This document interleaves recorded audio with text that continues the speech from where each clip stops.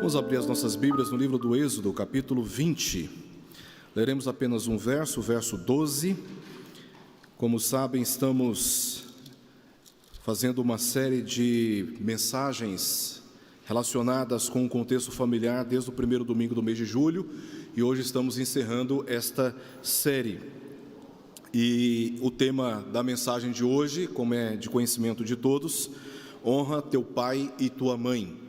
E o texto que nós leremos aqui no capítulo 20 de Êxodo, verso 12, expõe aquilo que da parte de Deus Moisés recebeu como revelação para toda a nação de Israel, que diz assim: honra teu pai e tua mãe, para que se prolonguem os teus dias na terra que o Senhor, teu Deus, te dá.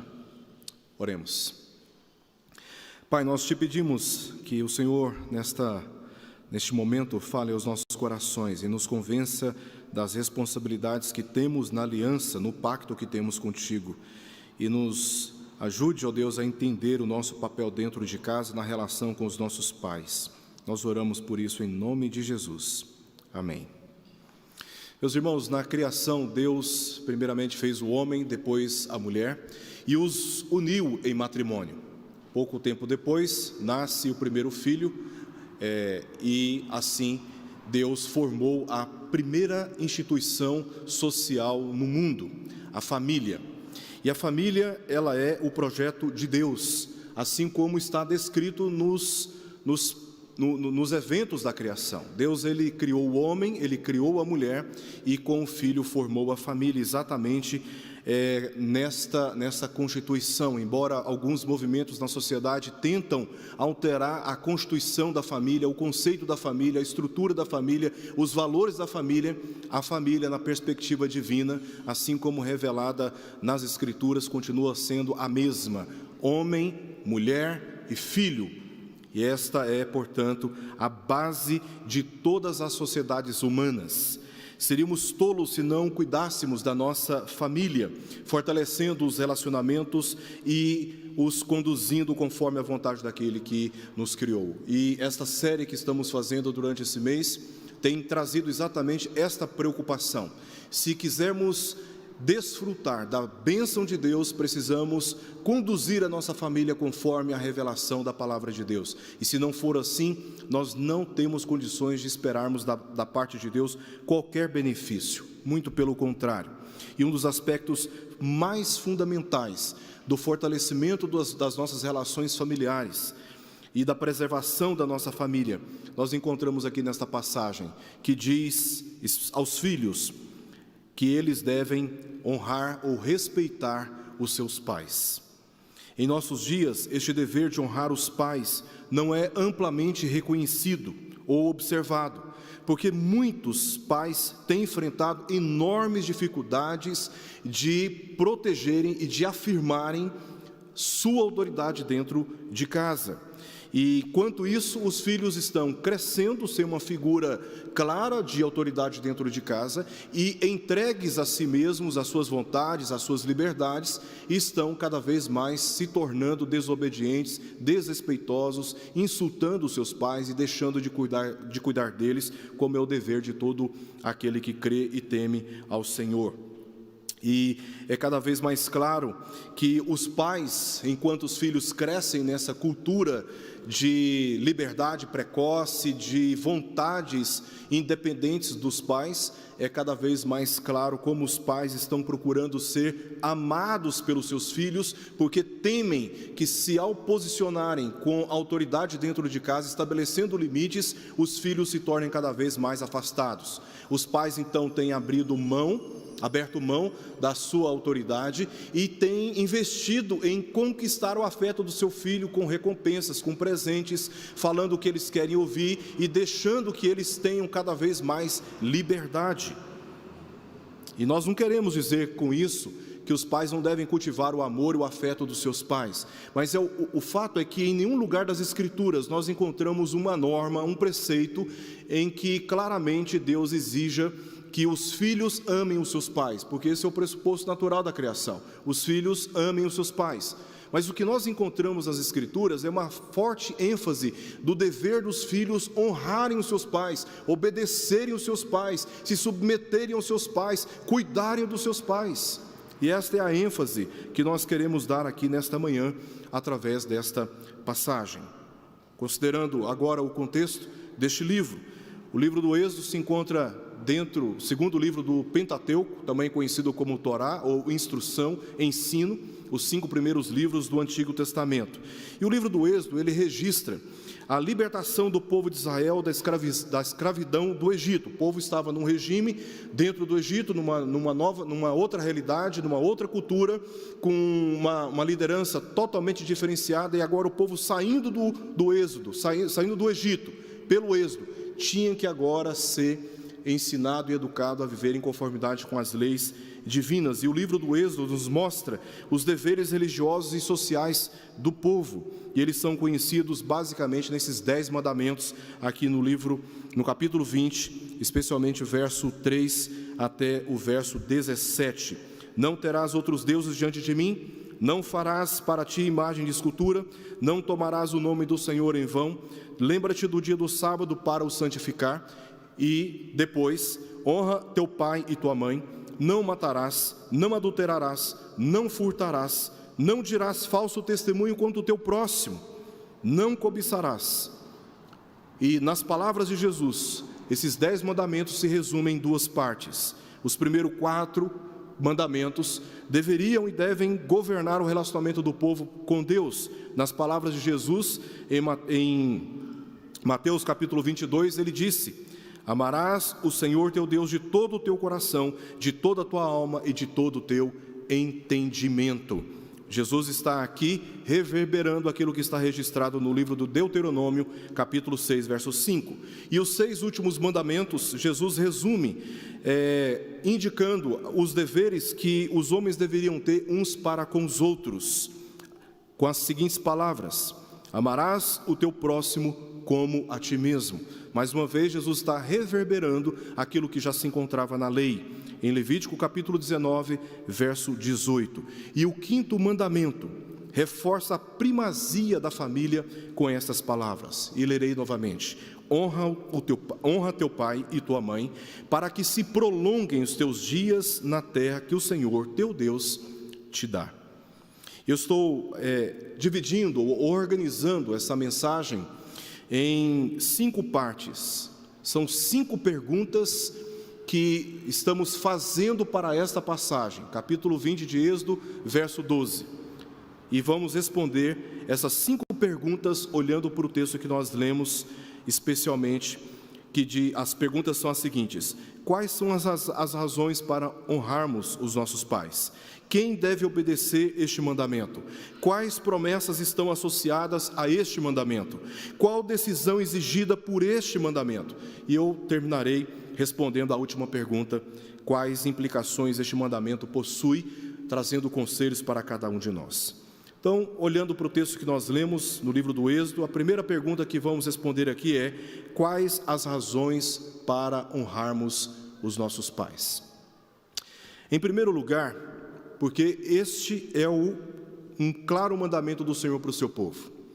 Se você observar bem, quase no final do verso 12, primeiro que a palavra de Deus diretamente a Moisés, mas a ênfase de quem está dando essa palavra é incluída no verso 12. No finalzinho diz que o Senhor teu Deus, veja a ênfase daquele que está dando este mandamento. Primeiramente, uma razão que temos para honrarmos os nossos pais é porque o Senhor mandou, e nós não temos nenhuma outra alternativa. Não se trata de questões culturais, de ideologias humanas, mas de um mandamento divino. O nosso Criador, Ele entregou este mandamento para que ele fosse observado e atendido. Em segundo lugar, porque se os pais não forem honrados, eles se tornam pares dos adultos, os filhos, e nenhuma geração sabe mais que a nossa as terríveis consequências de crescer sem uma clara figura de autoridade dentro de casa. Se os filhos não aprenderem a honrar e a obedecer os seus pais desde cedo, eles crescem achando que têm a mesma força e a mesma autoridade que seus pais. Então eles debatem, eles discutem, eles afrontam, eles simplesmente falam, não vou obedecer. Os pais falam, dão orientação, mas os filhos não entendem e não sentem temor quando recebem esta orientação, porque na cabeça deles eles já estão convencidos de que a palavra do pai é a mesma palavra que eles têm. O entendimento do pai é o mesmo entendimento que ele tem. Então ele se sente no direito de simplesmente dizer, eu não vou obedecer. Eu não vou obedecer. Então a segunda razão aqui, para que este mandamento seja observado, é para que os filhos entendam que dentro de casa, a autoridade que Deus estabeleceu para conduzir a família é o pai. E juntamente com o pai, como a sua auxiliar, a mãe.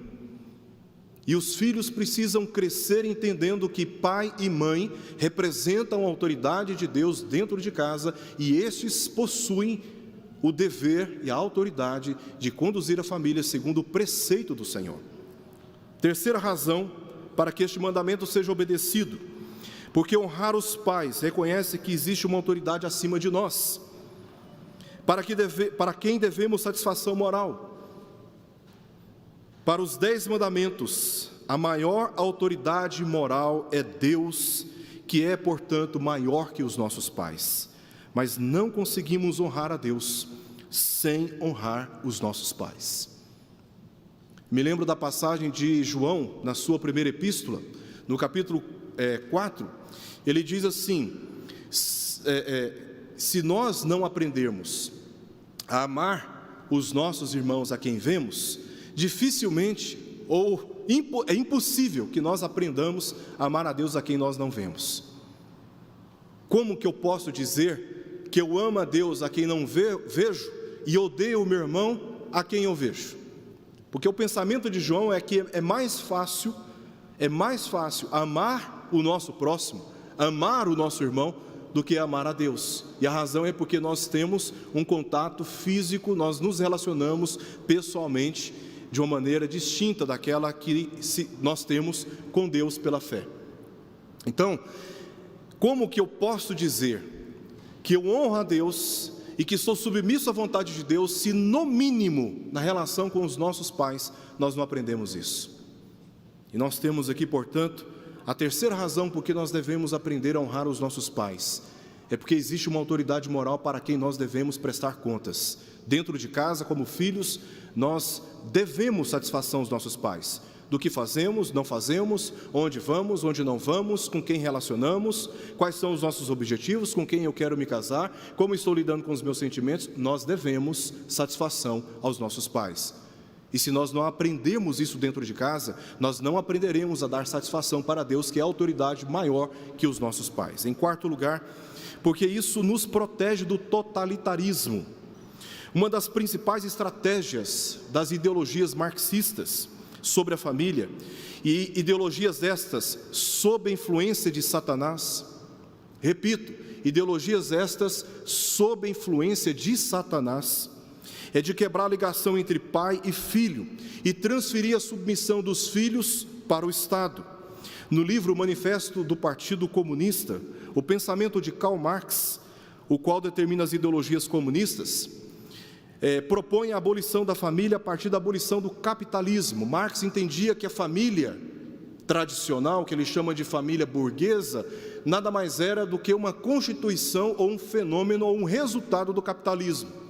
Então, como ele combatia o capitalismo, ele tinha que indiretamente combater a chamada família tradicional ou família burguesa. Então, no livro Manifesto do Partido Comunista, palavras de Karl Marx, ele disse o seguinte: a família e a educação sobre a consagrada relação entre pais e filhos é repugnante. A família burguesa desaparecerá normalmente com o desaparecimento do capital. Essa ideologia é a ideologia que hoje domina ambientes acadêmicos em todo o país. E muitos já foram formados nesse pensamento. É por isso que mesmo em regimes democráticos não é de nos surpreender o esforço de determinados grupos na sociedade que tentam destruir os padrões bíblicos do casamento, da família e da autoridade sobre os filhos. São leis que são formadas, constituídas, são tensões culturais, são armas dadas aos filhos para que denunciem os seus pais quando estes impõem limites e disciplinam os filhos quando estes não lhes obedecem, porque há um esforço filosófico na sociedade hoje tentando desarticular as relações entre pai e filho. E é por isso que nós vemos na imprensa crianças tocando em homens nus e sendo defendidas ainda na liberdade e no direito de terem acesso a pessoas adultas nuas. Por quê? Porque o pai não tem autoridade, quem tem autoridade é o Estado, e essa autoridade é exercida através da cultura, levando os nossos filhos para um caminho que não é o caminho do Senhor. Não é o caminho do Senhor. Esses grupos ideológicos na sociedade hoje, que estão bastante ativos, não somente na internet, mas também em ambientes onde as leis são discutidas e estabelecidas, esses grupos só sabem criar desordem, corrupção e degradação moral. E nós, como crentes, deveríamos estar com os nossos olhos abertos para aquilo que diz o mandamento do Senhor, de que os filhos devem honrar os seus pais, e ponto final. E quem disse isso é o Criador. É o Criador. E a palavra do Senhor é a autoridade final.